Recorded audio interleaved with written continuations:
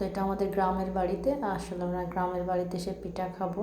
So এটা আমাদের ঢাকায় চিতই পিঠাই নামে পরিচিত, যে চালের গুঁড়া, তারপর নারকেল সব কিছু একসাথে মিক্সড করে আর কি পিঠা বানানো।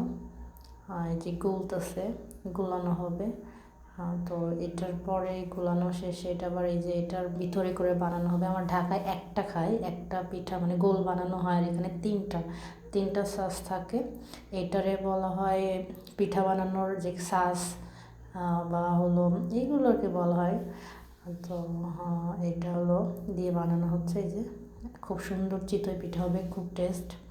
আর সেটা অ্যাকচুয়ালি ওই যে বানানোর পরে ফুলতেছে, এটা আরেকটু ফুলবে, ফোলার পরে এটা উঠানো হবে। এই যে এখন দেখতে অনেকটা সুন্দর, আর এটা খাইতে অনেক টেস্ট, কারণ এটা নারকেল দিয়ে বানানো।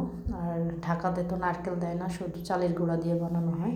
আর এটা অনেক মজা এটার কারণে। আর গ্রামে কাঠের চুলায় রান্না অনেক টেস্ট হয়।